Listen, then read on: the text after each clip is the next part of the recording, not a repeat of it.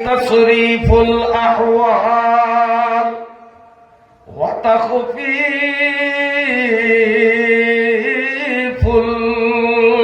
الأثقال والصلاة والسلام على سيد الهادين إلى محاسن الأفعال وعلى آله وأصحابه المضارعين له في الصفات والأعمال. اللهم صل على محمد وعلى آل محمد كما صليت على إبراهيم وعلى آل إبراهيم إنك حميد مجيد. اللهم بارك على محمد وعلى آل محمد كما باركت على إبراهيم وعلى آل إبراهيم إنك حميد مجيد. أما بعد فأعوذ بالله من الشيطان الرجيم. بسم الله الرحمن الرحيم. والضحى والليل إذا سجى ما ودعك ربك وما قلى وللآخرة خير لك من الأولى ولسوف يعطيك ربك فترضى. ألم يجدك يتيما فآوى ووجدك ضالا فهدى ووجدك عائلا فأغنى فأما اليتيم فلا تقهر وأما السائل فلا تنهر وأما بنعمة ربك فحدث. صدق الله مولانا العظيم.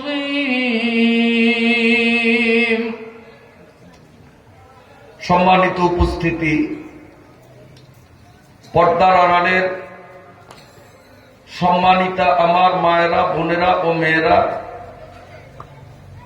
আপনারা অবশ্যই বুঝতে পেরেছেন আমি সংক্ষিপ্ত খুতবা ও দুরূদ শরীফ পাঠান্তে পবিত্র কোরআনুল কারীমের কোন জায়গার থেকে তিলাওয়াত করেছি।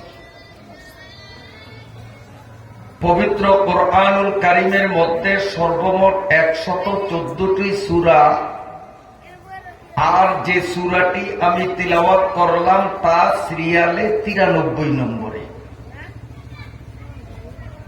এই সূরাতে সর্বমোট আয়াত সংখ্যা মাত্র 11টি এবং সূরাটি শুধু একটি রুকুতে সংবলিত।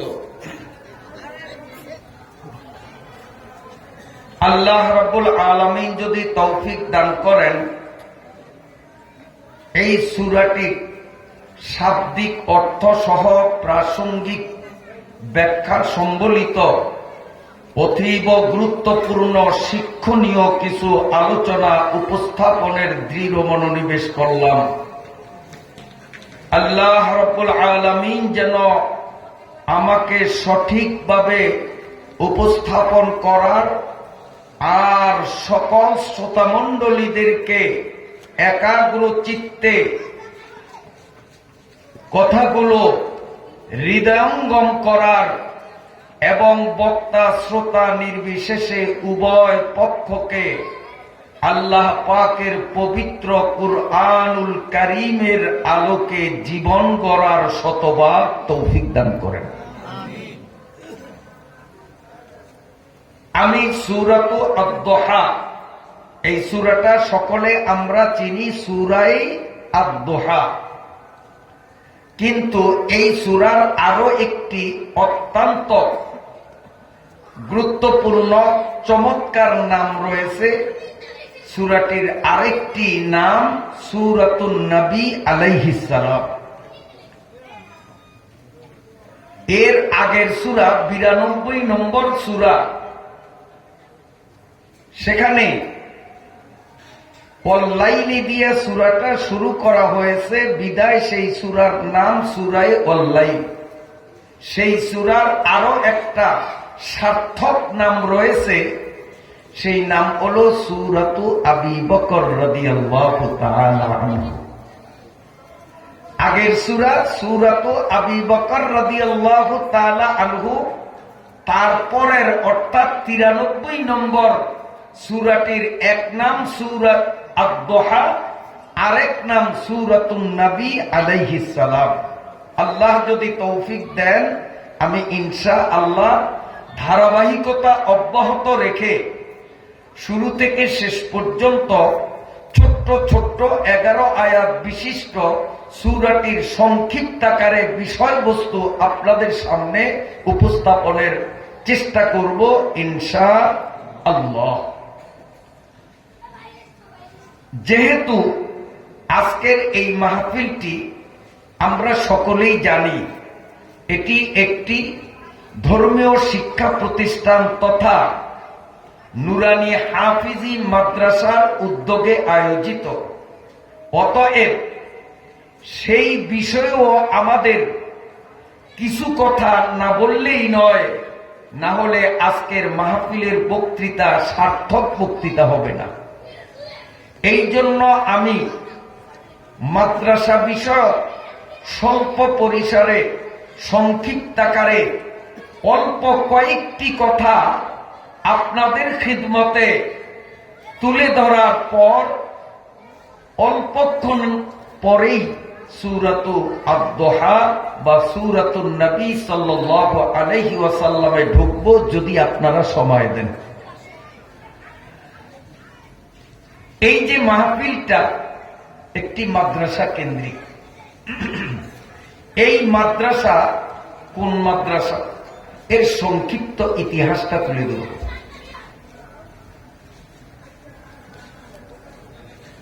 এই পৃথিবীতে এই মাদ্রাসার ধারাবাহিকতা, এই পাঠদান পদ্ধতি প্রবর্তিত হয়েছে সৌদি আরবের ঐতিহাসিক পর্বত জাবালে আন-নূরের উচ্চতায় হেরা নামে একটা ঐতিহাসিক গুহা, সেই গুহার থেকেই এই শিক্ষা কার্যক্রম সূচনা ঘটে। উতর কর হেরা সে সোয়ে কওমে আয়া, उतर कर हेरा से सोए कौम आया, और एक नुस्खा की मिया साथ लाया। এই মাদ্রাসা শিক্ষার প্রথম প্রবর্তন হয় হেরা পর্বতের গুহা থেকে। তারও আগে একটা মাদ্রাসা, সেই মাদ্রাসাটা এই জড় জগতে ছিল না, সেটি ছিল ঊর্ধ্ব জগতে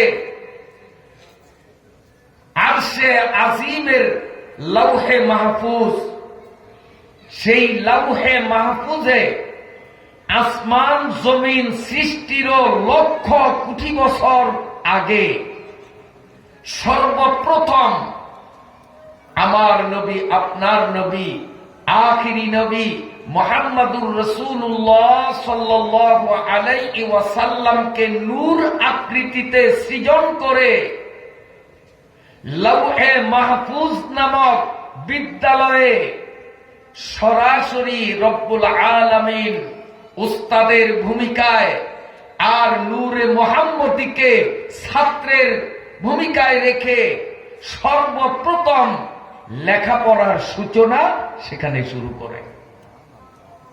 বাল হুয়া কুরআনুম মাজিদুন ফি লাওহিম মাহফুজ। নূরে মুহাম্মদী কোরআনুল কারীম ফার্স্ট টু লাস্ট সরাসরি রব্বুল আলামিন থেকে শিক্ষা লাভ করেছিলেন। তখনও আসমান জমিন কিছু অস্তিত্বের জগতে আসেনি। এর বহুকাল পরে আল্লাহ এই নবমণ্ডল, ভূমণ্ডল সহ অসংখ্য সৃষ্টি জগৎকে তার সুনিপুণ দক্ষতা প্রয়োগে, তার কুদরতি ব্যবস্থাপনার মধ্য দিয়ে এই নিখিল বিশ্ব জগৎকে তিনি সৃষ্টি করেন।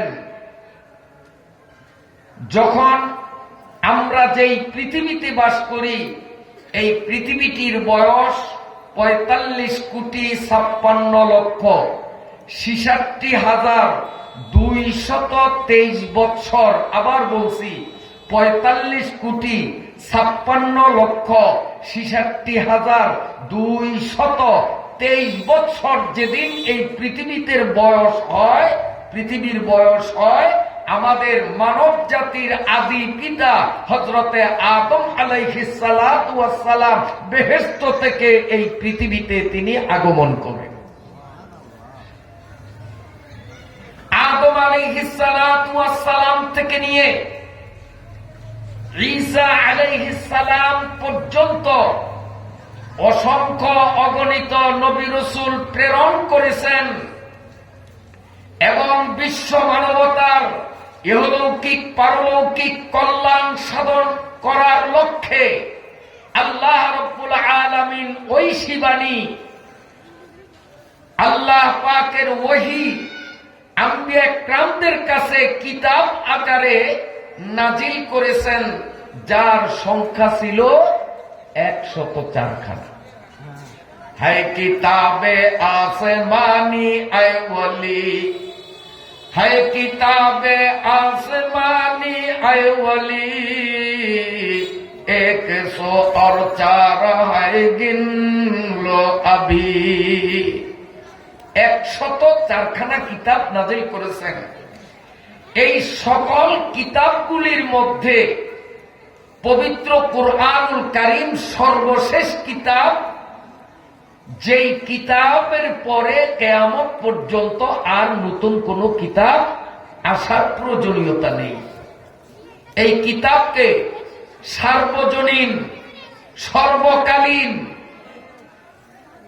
করে আল্লাহ তাআলা তৈরি করেছেন।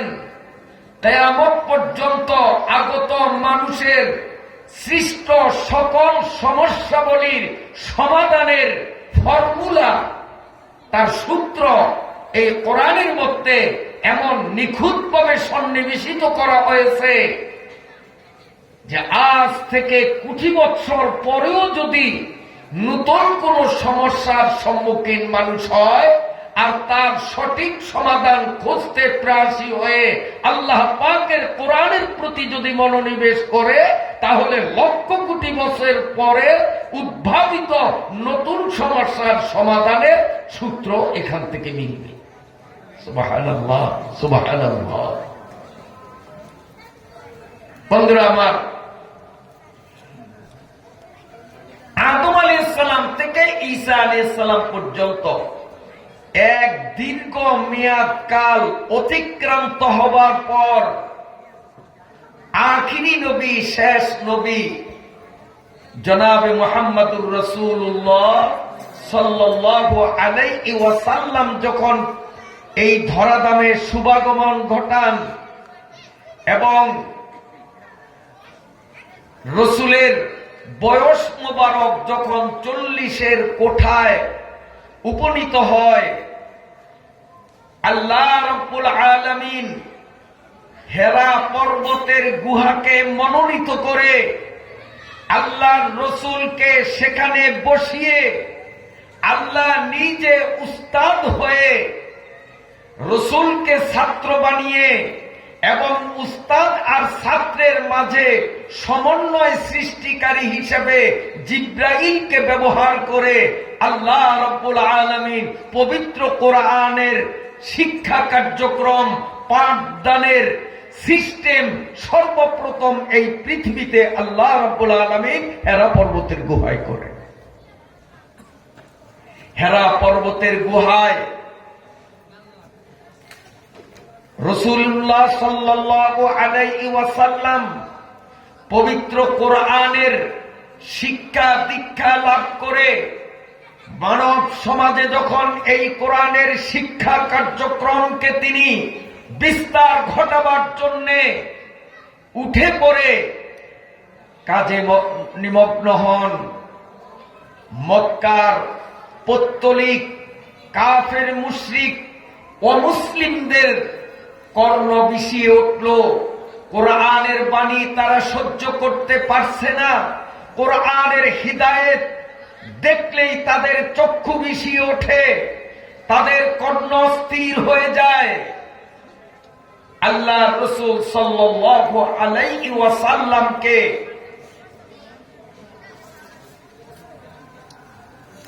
এত দুঃখ কষ্ট এই কাফিররা দিয়েছে, বহুবার টার্গেট নিয়ে রসুলকে হত্যা করার ব্যর্থ চেষ্টা করতেও তারা ত্রুটি করেনি। তাদের টার্গেট ছিল মুহাম্মদকে যদি তার প্রাণ সংহার ঘটানো যায়, তাকে যদি মেরে ফেলা হয়, তাহলেই তো কোরআনের আপদ থেকে বেঁচে গেলাম। বন্ধুরা আমার, আল্লাহর পয়গম্বর হেরা পর্বতের গুহায় যখন কোরআনের শিক্ষায় শিক্ষিত হলেন, ওই শিক্ষার আলো সমাজে বিকাশ ঘটাতে চাচ্ছেন, তখন আরবের সরকার পক্ষ, দেশের মেজরিটি পার্সেন্ট জনগণ এই কোরআনের মাদ্রাসার বিপক্ষেই ছিল। মাদ্রাসাকে ঘুরিয়ে দিতে এবং এই মাদ্রাসার শিক্ষা কার্যক্রমকে রহিত করার লক্ষ্যে আল্লাহ রসুলের উপর তারা অসংখ্যবার প্রাণনাশের নিয়তে, হত্যার নিয়তে আক্রমণ করতে তারা ভুল করে। বন্ধুরা আমার, কিন্তু এই কোরআনের মাদ্রাসার সপক্ষে ছিলেন মক্কার সেই ধরনের সাধারণ গরিব দুঃখী। এখানে নাই কেউ, পিছনে বাচ্চারা ডিস্টার্ব করে, একে তো জিনাই, আরো যদি কার। আমার ওই যে আপনার অ্যাডভোকেট সাহেব আমার সামনে বসা, বলা জসকোটের অ্যাডভোকেট, উনি আমাকে জিজ্ঞেস করছিলেন যে হুজুর আপনি বয়ান কবে থেকে করেন, কয় বছর? আমি তখন ধারণা দিলাম আমার উপরে যখন নামাজ ফরজ হয় নাই, আমি নাবালেগ অপ্রাপ্ত বয়সের বালক, তখন থেকে আমি ওয়াজের ময়দানে স্টেজে আলহামদুলিল্লাহ আলোচনা করে আসছি। আমার সেই নাবালেগ অবস্থা থেকে নিয়ে গতকাল পর্যন্ত, গত রাত পর্যন্ত আমার জীবনে আমি যত প্রোগ্রাম করেছি, আজকের প্রোগ্রামের মতো এমন ঐতিহাসিক প্রোগ্রাম আমার জীবনে আর পাইনি। এটি প্রথম, এটা ঐতিহাসিক, চিরকাল আমার স্মরণে থাকবে। এজন্য যারা এখনো বাসায় বাড়িতে অবস্থানরত, শুধু আপনাদের অপেক্ষায় আমি ভূমিকাকে একটু প্রলম্বিত করলাম। আপনারা আসলেই আমি তিলাওয়াতকৃত সূরা আদ-দোহার তাফসিরে চলে যাব। অনতি বিলম্বে আপনাদের প্রতি করজোর আবেদন নিবেদন করছি, আপনারা যতটা সম্ভব দ্রুত কোরআনের মাহফিলকে মূল্যায়ন করে কোরআনের মহাব্বতে আপনারা মাহফিল অভিমুখে চলে আসুন। আল্লাহ সকলকে কবুল করেন, বলুন আমিন।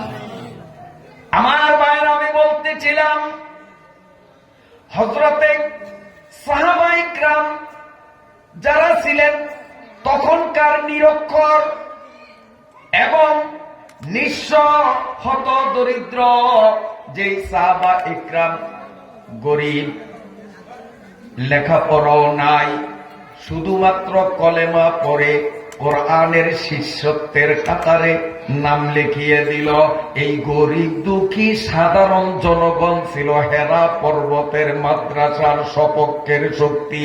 আবু জেহেল এবং তার সরকার, দেশের মেজরিটি পার্সেন্ট শক্তিশালী রাজনৈতিক দলগুলো ছিল কোরআনের বিপক্ষে। শুধুমাত্র গরিব দুঃখীরাই কোরআনের সপক্ষে ছিল, সরকার বিপক্ষে ছিল। আর এই সাধারণ জনগণকে আরবি ভাষায় বলা হয় কাউম।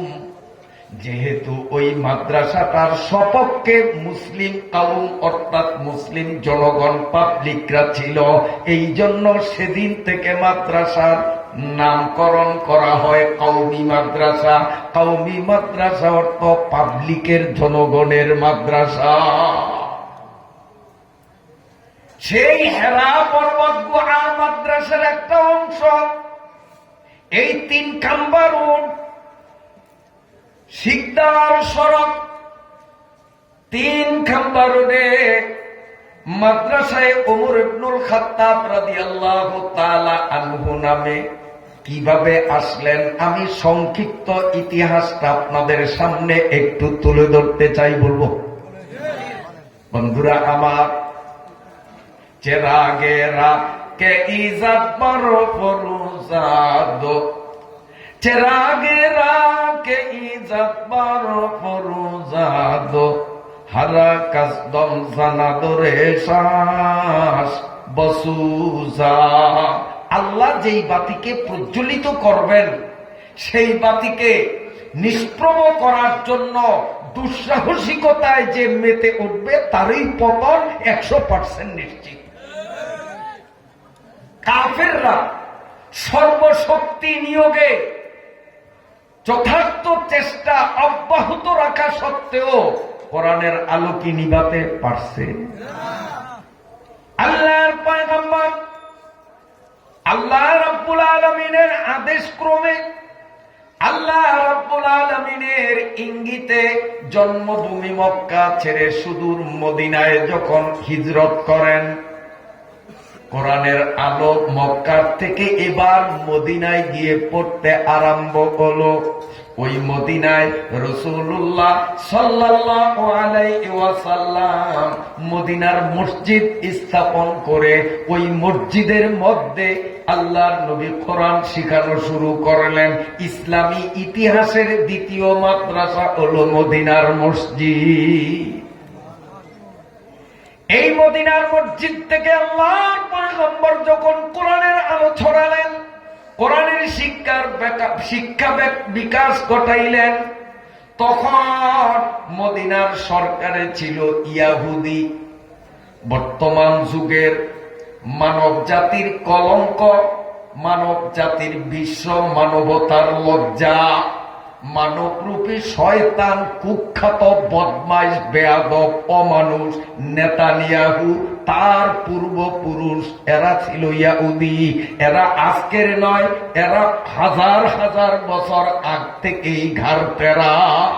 এরা শুধু ফিলিস্তিনের সাধারণ মুসলমানদেরকেই হত্যা করেনি, এই নেতাহু বর্বর অসভ্য নেতাহুর পূর্বপুরুষরা হাজার হাজার নবী রাসূলদেরকে দিবালোকে জনগণের সামনে হাজার হাজার নবী রাসূলদেরকেও তারা হত্যা করেছে। এত বড় বর্বর এবং অসভ্য জাতি নেতানিয়াহুর জাতি।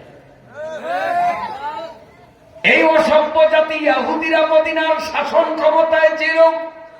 মসজিদে নববীকে আল্লাহ রাসূল মাদ্রাসায় রূপ দিয়ে ওখান থেকে যখন কোরআনের শিক্ষা কার্যক্রম চালু করলেন, মদিনার ইহুদিরা আপনারাই বলেন কোরআনের মাদ্রাসার পক্ষের শক্তি না বিপক্ষে? সরকার ছিল মাদ্রাসার বিপক্ষে। এই মাদ্রাসাকে মূলোৎপাটন করে মাদ্রাসাকে নিশ্চিহ্ন করে দেওয়ার জন্য হেন কোনো চেষ্টা বাকি ছিল না যা বর্বর ইহুদিরা করেনি।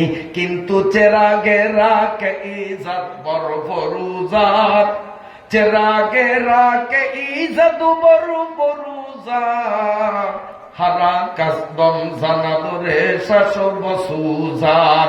যেই বাতি আল্লাহ জ্বালিয়ে রাখবেন ওই বাতি নেবাবার চেষ্টা যে করবে তার ওই পতন শতভাগ নিশ্চিত। পারি নাই ইহুদিরা কোরআনের আলোকে নিবাতে পারেনি। এই মদিনার থেকে কোরআনের আলো পৃথিবীর দিক দিগন্তে যখন অল্প দিনের মধ্যে ছড়িয়ে গেল,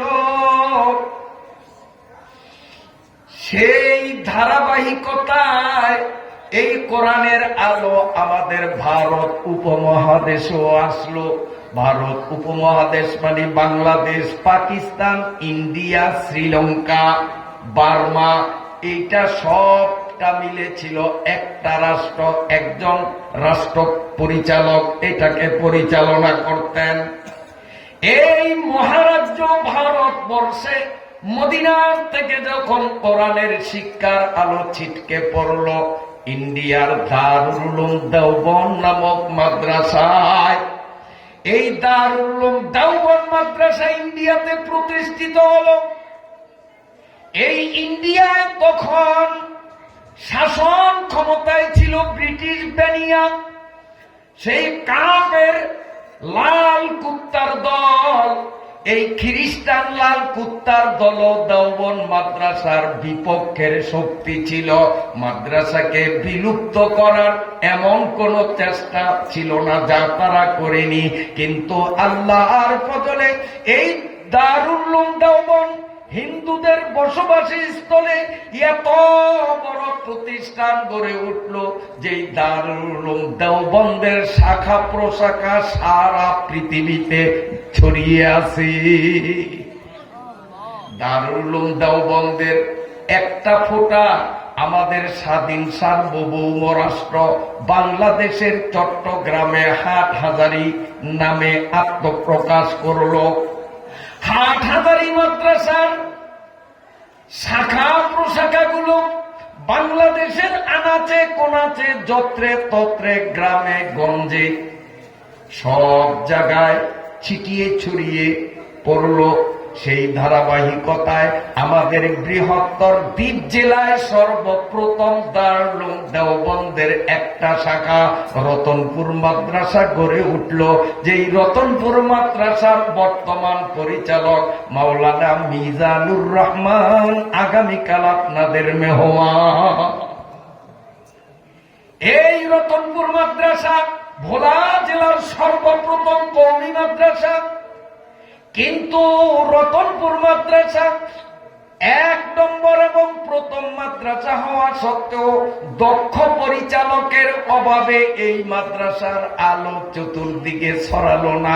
সীমিত এলাকার মধ্যে সেটি বেষ্টিত ছিল। দ্বিতীয় ধাপে দৌলত খান চরখলিফা মাদ্রাসা নামের এই হাটহাজারী মাদ্রাসার একটা শাখা গড়ে উঠল। এই চরখলিফা মাদ্রাসা সুদক্ষ পরিচালক আমার উস্তাদ বড় হুজুর রাহমাতুল্লাহ আলাইহির বরকতি হাতের কারণে গোটা ভোলা জেলায় নয়, ভোলার বাইরে আউট জেলাতেও এই চরখলিফার হাজার হাজার শাখা গড়ে উঠেছে। এই দৌলত খান চরখলিফা মাদ্রাসার একটা শাখা আপনাদের এই শিকদার রোড ৩ খাম্বায় মাদ্রাসায় উমর ইবনুল খাত্তাব নামে এখানে প্রতিষ্ঠা লাভ করলো। আমার ভাইরা বাবাদেরা, এবার আসুন, এই যে সিরিয়ালে বৈদ্যুতিক বাতিগুলো আমরা দেখতেছি জ্বলতেছে কি সুন্দর। এখন এই ধরেন ১ নম্বর 2, 3, 4, 5 সিরিয়ালে। এখান থেকেই বিদ্যুতের সংযোগ। এইটার সম্পর্ক 2 নম্বরের সাথে, ওখান থেকে 3 নম্বরের সাথে, তারপরের সাথে, তারপরের সাথে, সিরিয়াল এইভাবে সংযোগ না।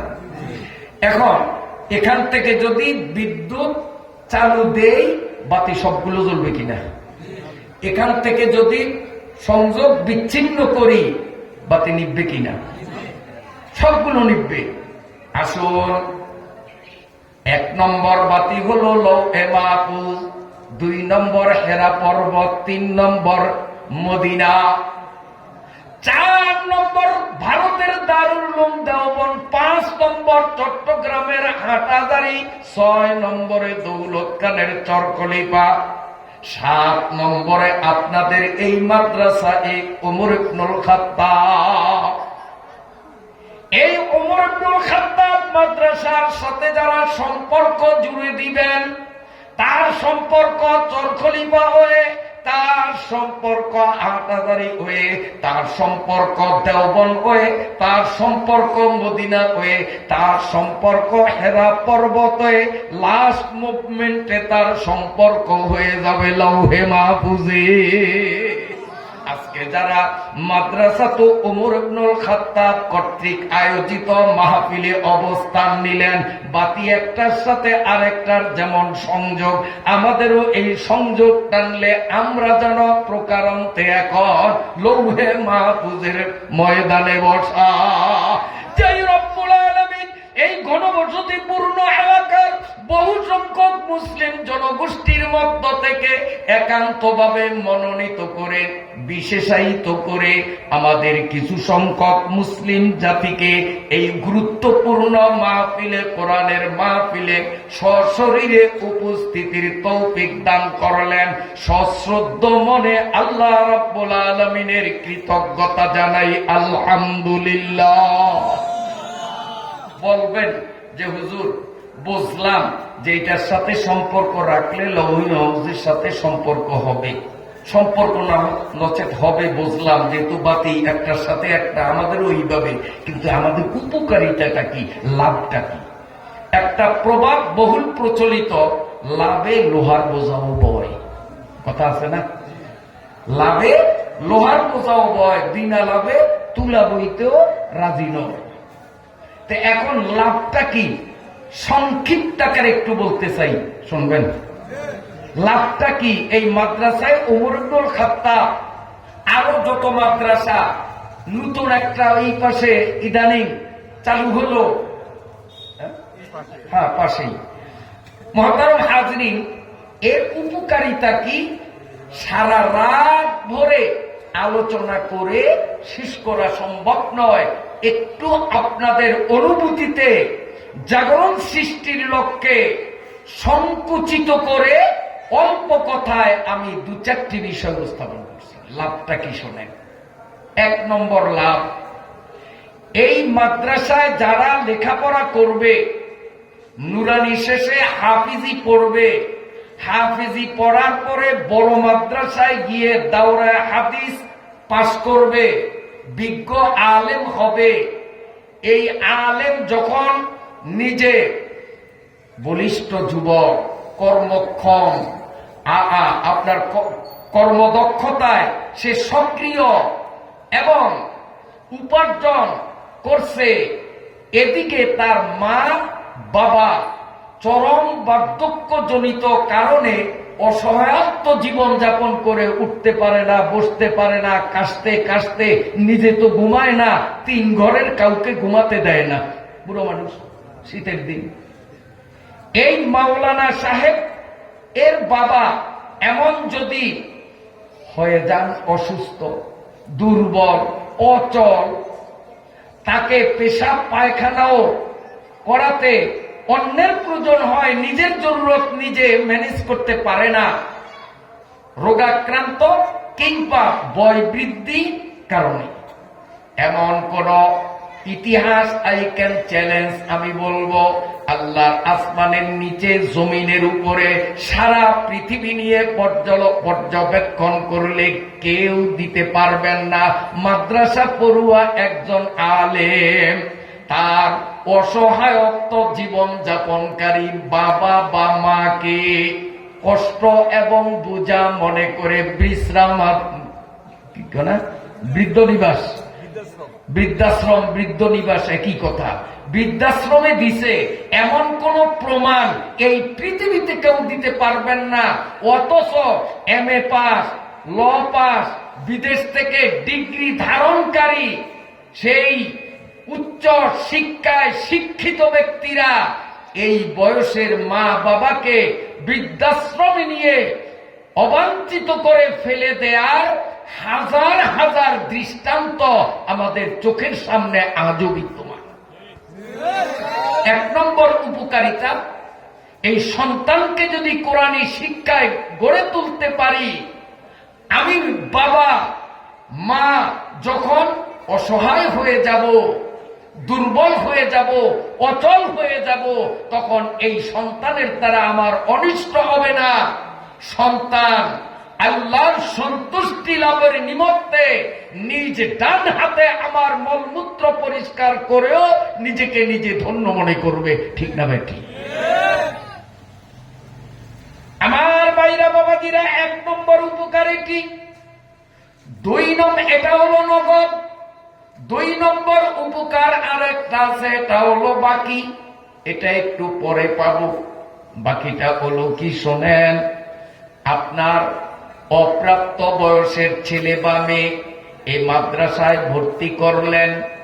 আপনার বাসা থেকে এই বাচ্চাটা পায়ে হেঁটে হেঁটে যখন মাদ্রাসা অভিমুখে পথ চলবে, আপনার বাসা থেকে মাদ্রাসায় ওর ক্লাসে বসা পর্যন্ত যতবার ওর পা মাটিতে লাগবে, প্রতিবারে 1 বছর নকল ইবাদতের সওয়াব তৈরি হবে।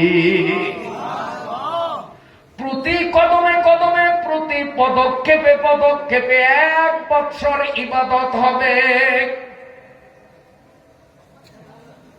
1 বছর ইবাদত।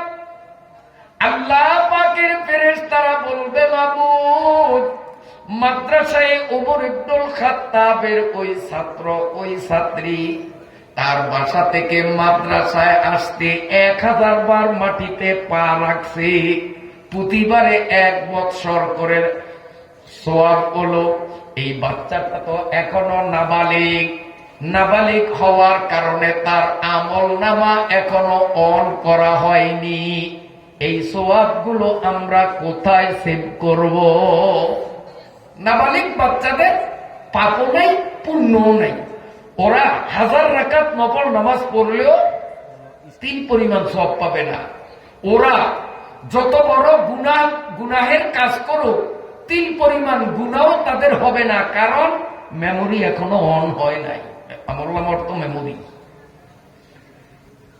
ফেরেশতারা বলবে, আল্লাহ, এই ওমর ইবনুল খাত্তাব মাদ্রাসার ছাত্র আর ছাত্রীগুলো প্রতিদিন পায়ে হেঁটে হেঁটে 1000 1000 লক্ষ লক্ষ বছরের ইবাদত তৈরি করে, আমল নামা তো বন্ধ। এই ইবাদত গুলো কি করব?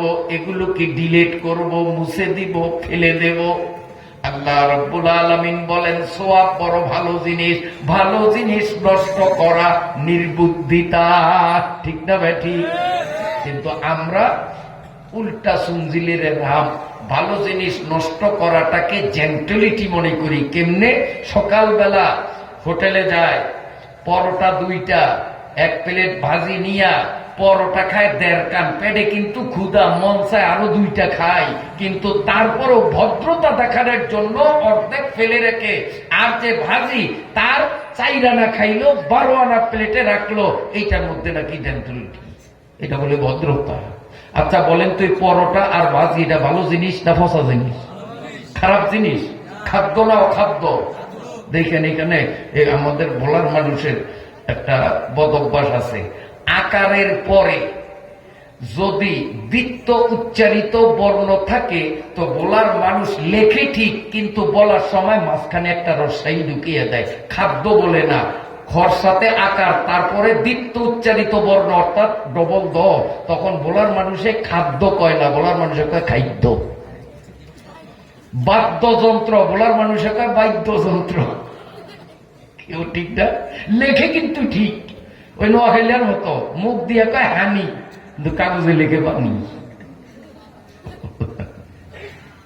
আল্লাহ, ওই জিয়াউর রহমান যখন জীবিত নোয়াখালী গেলাম, মিছিল চলে জিয়াউর রহমানের ভক্তরা, তো স্লোগান দেয় কি, হেসিডেন্ট জিয়া, হেসিডেন্ট জিয়া, প্রেসিডেন্ট কর না, হেসিডেন্ট, আমি নিজে শুনছি, হেসিডেন্ট জিয়া, হেসিডেন্ট জিয়া, সবাই কয় জিন্দাবাদ জিন্দাবাদ। কিন্তু ওরে যদি লিখতে কন, ও কিন্তু হয় কার হে লিখবে না, লিখবে কিন্তু ও দিয়ে। আল্লাহ আল্লাহ, তাহলে ভালো জিনিস নষ্ট করা এটা কি বুদ্ধির পরিচয় না নির্বুদ্ধিতার পরিচয়?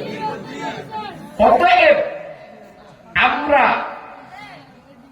এই জেন্টুলিটির নামে, আধুনিকতার নামে, ফ্যাশনের নামে খাদ্য অপচয় না করার ফাইনাল একটা সিদ্ধান্ত নিতে পারিনি। পারবেন না, কারণ লাভে লোয়ার বোঝা পায়। লাভটা কি তো জানেন না।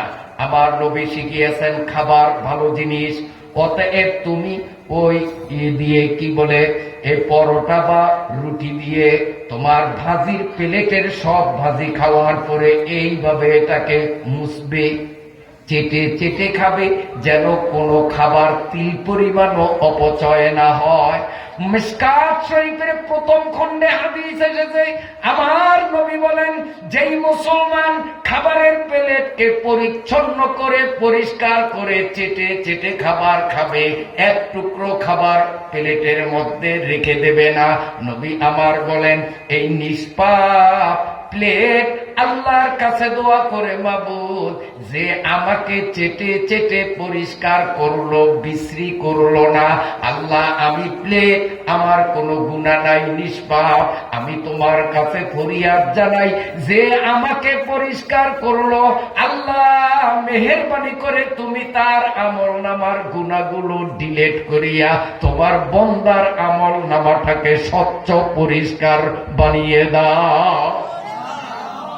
প্লেটে দোয়া করবে। আর আমরা যেই কায়দায় খাই, চা খাই, আরো 3 চুমুক খাওয়া যাবে, এখনো ফাতি মুখে আসে না, কিন্তু তারপরে ওটুক রেখে দেয়, আসেনি। এটা ভদ্রতা?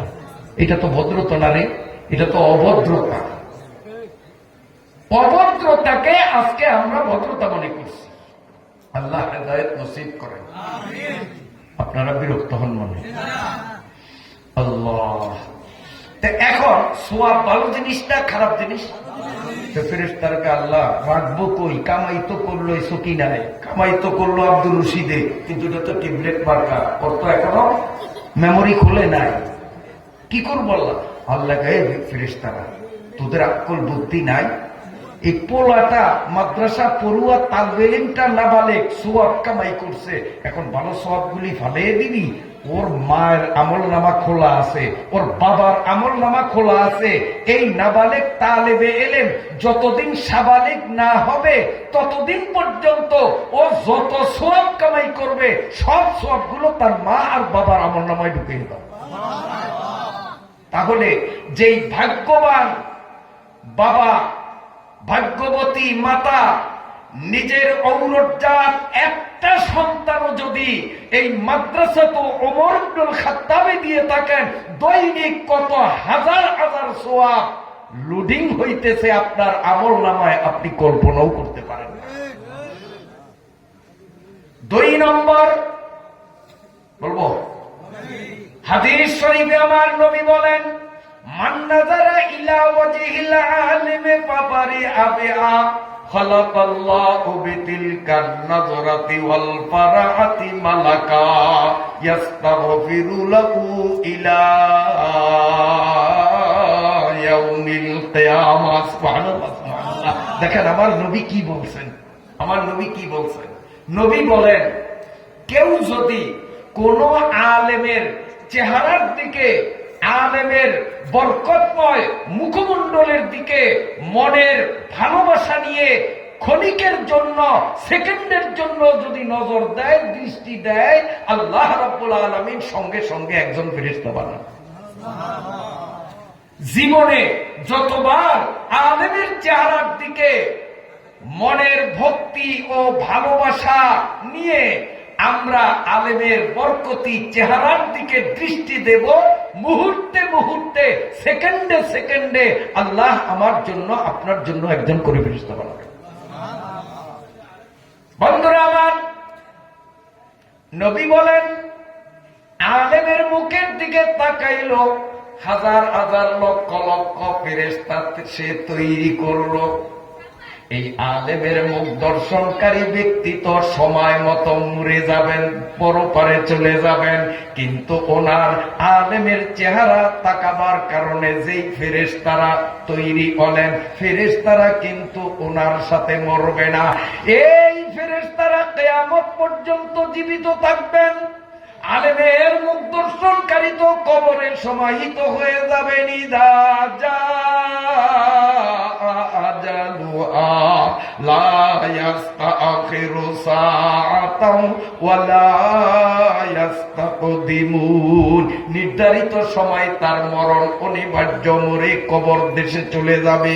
কিন্তু তিনি যে দুনিয়াতে লক্ষ লক্ষ ফেরেশতা তৈরি করে গেছেন, আমার নবী দায়িত্বহীন কণ্ঠে ঘোষণা দেন, ইস্তাগফিরু লাহু ইলা ইয়াউমিল কিয়ামাহ।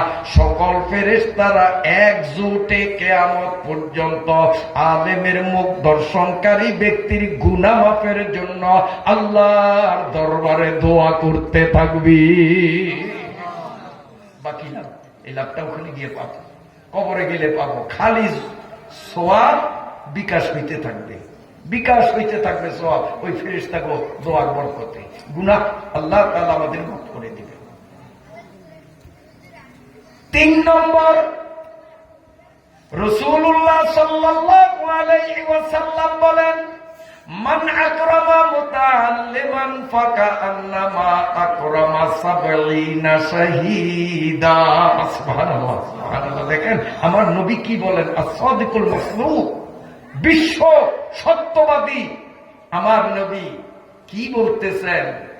মান আকরামা মুতাআল্লিমা, যেই ব্যক্তি একজন মাদ্রাসা পড়ুয়া তালেবে ইলমকে সম্মান করিল, চাই সেই তালেবে ইলম আপনার ঔরজাত সন্তান হোক, কিংবা আপনার নাতিপুতি হোক, কিংবা আপনার ভাই, ভাইপো বা ভাগিনা, যেই হোক না কেন, কিংবা তালেবে ইলমের সাথে আপনার কোনো ব্লাড কানেকশন নাই, ওর বাড়ি চরপেশন ভোলা, এই মাদ্রাসা তো ওমর ইবনুল খাত্তাবে ভর্তি হলো, আপনার সাথে আত্মীয়তার লেশ মাত্র নাই, এরপরেও যদি আপনি এই তালেবে ইলম চাই আপনার ব্লাড কানেকশন আছে এই মানের হোক, কিংবা আপনার আত্মীয়তার যোগসূত্র নাই এই মানের হোক, একজন তালেবে ইলমকে আমি আপনি যদি সম্মান করি, আল্লাহর ফেরেশতারা আমার আপনার আমলনামায় লিখবে আমরা যেন 70 জন শহীদরে সম্মান করলাম। এই মাদ্রাসায় যে শিশুটাকে আপনি ভর্তি করছেন, এই ভর্তি করার আগে ও হাফ প্যান্ট পরতো, ছোট্ট মানুষ হাফ প্যান্ট পরতো, গলায় কুকুরের জিব্বা ঝুলাইতো, চিনেন নি? মাশাআল্লাহ। ওই যে কইছি পরনুকরণ, ওই লাল কুত্তার বাচ্চারা গলায় ঝুলায়। এখন মুসলমান আহারে 5 ওয়াক্ত নামাজ পড়ে হজ করছে, এরপরে যাকাত ফিতরা দেয়, জিকির আজকারও করে, তাহাজ্জুদও পড়ে, তারপরও গলায় কুত্তার জিব্বা ঝুলায়। আছে না নাই? বেনবাজি গুলো বাদ দিলাম, এরকম দিনদার পরেজগার আমলদার ঝুলাই কেন? ওই যে দেখছে, ওই যে দেখছে অনুকরণ। আরে ওরা ঝুলাই কেন জানেন? এই লাল কুত্তার বাচ্চারা এরা কেন ঝুলায়? এই খ্রিস্টানদের বিশ্বাস ঈসা আলাইহিস সালামকে একটা কাঠের সাথে এইভাবে পিঠটাকে ঠেকাইয়া তার বুকের মধ্যে বড় গজাল ঢুকাইছে, আবার 2টা হাতকে এইভাবে, এইভাবে আপনার এই হাতের তালুতে, এই হাতের তালুতে গজাল দিয়ে তাকে আটকাইছে। এই যে তার বুকে 2 হাতে গজাল মারবে, এই জন্য তাদের ধারণা, এটা আমাদের না, খ্রিস্টানদের ধারণা যে ঈসাকে প্রথম দইরা তার গলায় রশি লাগাইয়া টানা হেসরা করতে করতে ওই শুলিকাষ্টের নিকট আনিয়া তারপরে তাকে এইভাবে বুকে মারছে, 2 হাতে মারছে। এই স্মৃতিটাকে তারা ধারণ করছে এইভাবে যে ওই যে ঈসা আলাইহিস সালামের গলায় রশি লাগাইছে, এই জন্য তারা এখন গলায় টাই লাগাই। তো এটা তো খ্রিস্টানের প্রতীক, আমরা তো খ্রিস্টান না, আমরা তো মুসলমান, আমরা কেন ওইটা লাগাবো? আমাদের আকীদা, আমাদের কোরআনে স্পষ্ট বলেছে ঈসা আলাইহিস সালামকে মারতে পারেনি, বা রাফাউহুল্লাহ, আল্লাহ রাব্বুল আলামিন তার নিপুণ কুদরতে ঈসা নবীকে আল্লাহ তাআলা সশরীরে আসমানে উঠিয়ে নিয়েছেন। ঈসা আলাইহিস সালাম মরে নাই, তিনি এখনো জিন্দা। কিয়ামতের আগে পৃথিবীতে আবার তিনি আসবেন, নবী হিসেবে না, উম্মত হিসেবে, আমার নবীর উম্মত হয়ে আসবেন কিয়ামতের আগে। তিনি এখনো জিন্দা। আর খ্রিস্টানদের ধারণা যে গলায় রশি লাগাইয়া টানা হেসরা করিয়া তাকে শুলিবিদ্ধ করছে, এই জন্য তারা এর প্রতীকী নিদর্শন গলায় ওই জিহ্বা ঝুলায়। আর ওদের সেবা প্রতিষ্ঠানে দেখবেন লাল কালিতে এমনি একটা টান, এমনি একটা টান, এটারে কি কয়? কয় না, রেড ক্রস। রেড মানে লাল, ক্রস মানে রেড ক্রস। এই রেড ক্রস কেন? এই যে দেখছেন, এই যে ঈসা, এই এক টান আর এই যে এক টান।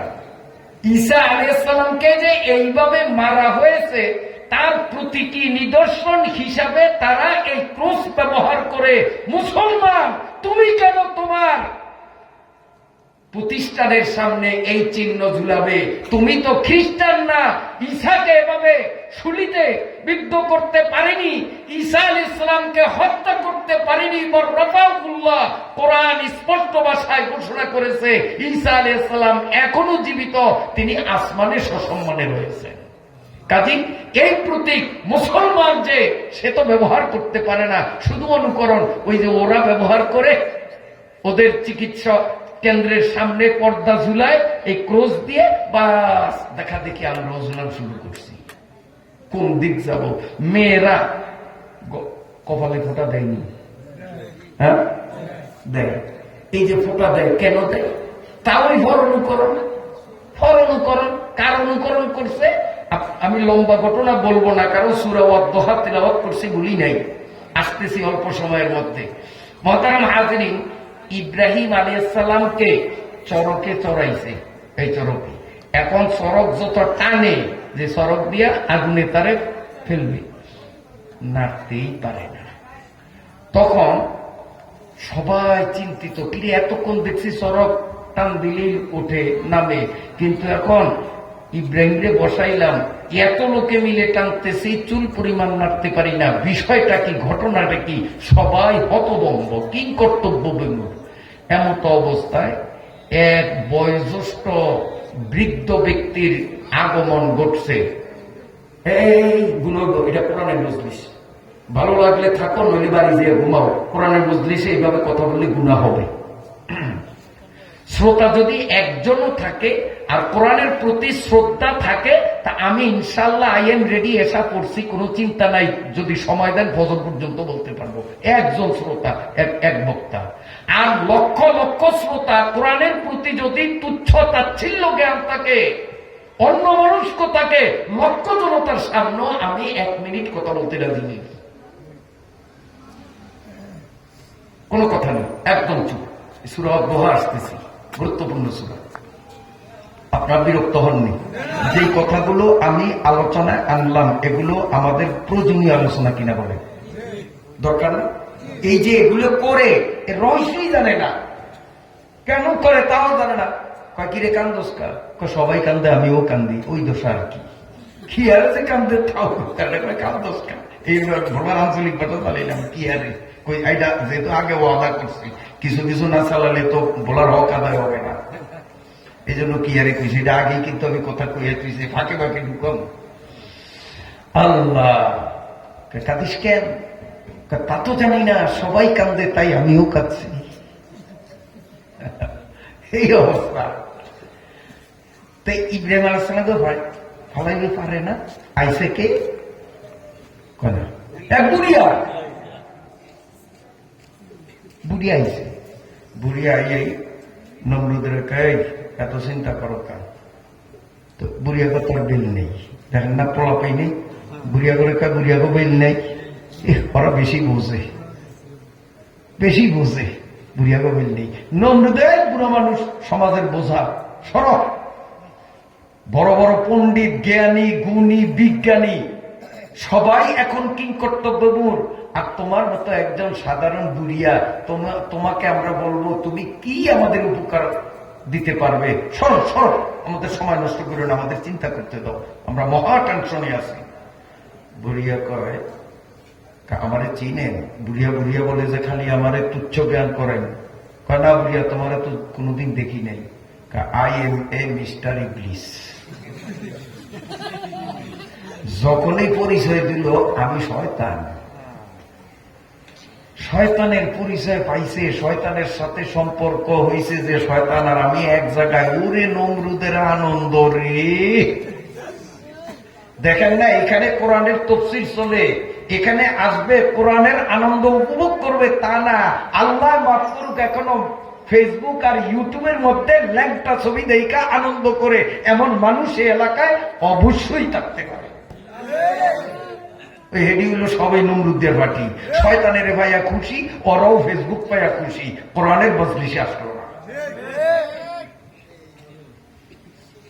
মোবাইলরা সাইয়ে মৌলিক দা, একই দেশটারে খাইয়া দিল মোবাইলে।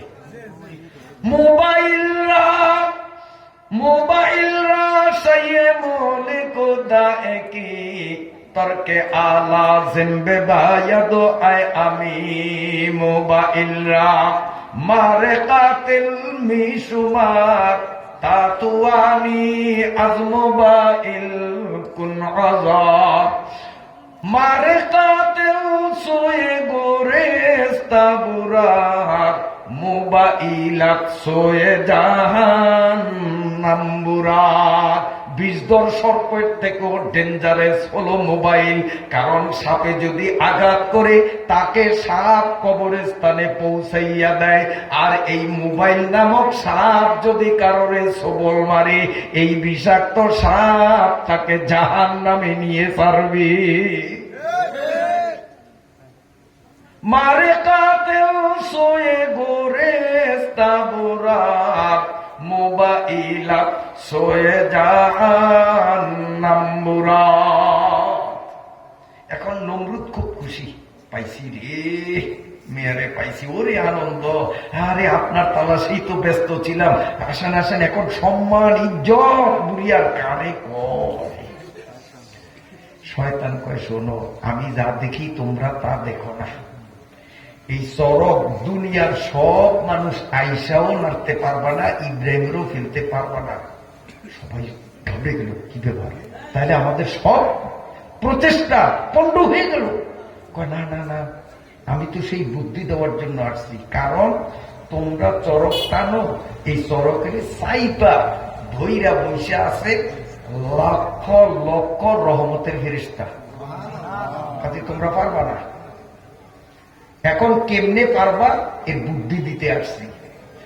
ইয়ং যুবক, সুদর্শন যুবক আর সুশ্রী লাবণ্যময়ী উঠতি বয়সের মেয়েদেরকে আপত্তিকর পোশাক পরিয়ে, অর্থাৎ ল্যাংটা অর্ধনগ্ন করে লোকালয়ে ছেড়ে দাও এই চরকের চারিপাশে, এবং মেয়েদেরকে এভাবে প্রশিক্ষিত করবে যাতে কোনো যুবক যদি তার যৌন ক্ষুধা মিটাতে চায়, তো জনগণের সামনেই কোনো লজ্জা নাই, সেখানেই তারা যেন অন্যায় কাজে লিপ্ত হওয়ার সুযোগ করে দেয়, তাহলে লজ্জায় ফেরেশতারা স্থান ত্যাগ করবে, দুই একজনে ধাক্কা দিলেই ইব্রাহিমকে চরক দিয়ে ফেলতে পারবে।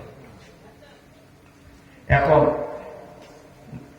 শয়তানকে ধন্যবাদ দিয়ে ইবলিস কতগুলো যুবতী মেয়ে আর যুবকদেরকে ট্রেনিং দিয়ে আনলো, এবং সেখানে মেয়েরা ওই ছোট্টকালে নুরানি কায়দায় পড়ছি, লামখালি মিনখালি, নুনের উপর কয় নক্তা। হে ফলামিন কয় না, ও সব আমরা দিয়ে করাবি। লামখালি মিনখালি, নুনের উপর। আর এখন যদি বলা শহরে যাই তাহলে স্পষ্ট দেখতে পাই, চশমা লাগে না, বিনা চশমায় পেট খালি পিঠ খালি, কপালেতে কয় নক্তা। আছে না নাই? নামে বাস্তব করি, পেট খালি পিঠ খালি কপালেতে। এই কপালে এক নোক্তা আসলো কোত্থেকে তার ইতিহাস। মেয়েরা আর ছেলেরা যখন অন্যায় কাজে লিপ্ত হলো, ফেরেশতারা নিজের গালে নিজে তারা তওবা, এই জায়গায় টাকা পাইবে না, সব ফেরেশতারা প্রুত কইরা উড়ে আসমানে গেছে। ইবলিসে কয় তোরা দেহস না, আমি দেখছি ফেরেশতা একটা অনেক সব গেছে, তাড়াতাড়ি সড়ক টান দে। টান দিছে আর ইব্রাহিম আলাইহিস সালামকে আগুনে ফেলছে, কিন্তু পড়াইতে পারছে। সেই ঘটনায় আমি যাব না। তখন নমরুদ খুশি হয়ে পার্লামেন্টে সংসদ সদস্যদের নিয়ে পরামর্শ করলো, আজকে এই মেয়েরা যদি এই কাজটা না করত তো ইব্রাহিমকে আমরা ফেলতে পারতাম না। ওরা আমাদের বিরাট একটা উপকার করছে, কাজী জাতীয়ভাবে এরা সম্মানের পাত্রী, এই জন্য ওদের একটা বিশেষ প্রতীক দেওয়া দরকার। কি দেওয়া যায়? সংসদ ভবনের সম্মিলিত প্রস্তাবে সিদ্ধান্ত গৃহীত হলো যে এই বেশ্যা নারীদের প্রত্যেকের কপালে একটা ফোঁটা দিতে হবে। এই কপালে ফোঁটা ধারণকারিণী মেয়েকে দেখলেই সবাই বেশ্যা হিসাবে সম্মান করবে, বুঝবে যে এই সেই খয়া সামনে আকার দৈন্তান্ন কর সামনে দীর্ঘিকার দিলে বাড়ির যে মিলিয়ে যাও ওইটা। আমি আর মিলিতে পারবো না, কথা বলবেন নাই। এ মায়েরা, ঘর সামনে আকার, তারপরে দন্তান্ন, তারপরে কয় দীর্ঘিকার, সবটারে মিলাইলে যা হয়। এই মানের নারীদের প্রতীক ছিল নমরুদের পক্ষ থেকে কপালে ফোঁটা। এই কপালে ফোঁটা, তুমি তো মুসলিম ঘরের মেয়ে, তোমার কপালে কেন উঠলো? তুকু যাও সুন্নতে আমত কুজা বা মোহাম্মদ কাবা সুদনিস বতুর। আমার ভাইরা বাবাজিরা, বলতেছিলাম আল্লাহর নবী বলেন একজন তালেবে ইলমকে যে সম্মান করলো সে যেন 70 জন শহীদকে সম্মান করলো, মনে আছেন? এখন এখান থেকে আমি বলতেছিলাম, আপনার এই ছেলে ছোট্ট মানুষ, হাফ প্যান্ট পরতো, কিন্তু ওরে এই মাদ্রাসায় ভর্তি করাইলেন, এখনো কি হাফ প্যান্ট পরবে? ওরে একটা পাজামা বানিয়ে দিবেন, একটা পাঞ্জাবি বানিয়ে দিবেন, টুপিও তো দিবেন না?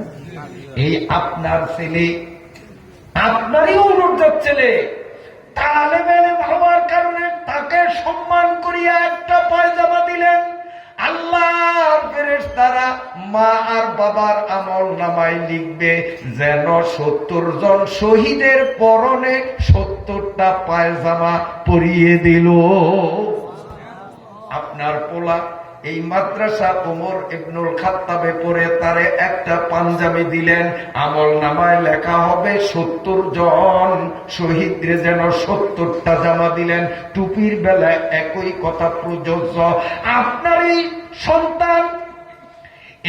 সন্তান সকালবেলা চা নাস্তা খাইয়া এই মাদ্রাসা আবু বকর ইবনুল খাত্তাবে পড়তে আসলো, ফেরেশতারা লিখবে আপনার ঘরে যেন 70 জন শহীদ আসিয়া চা নাস্তা খাইল।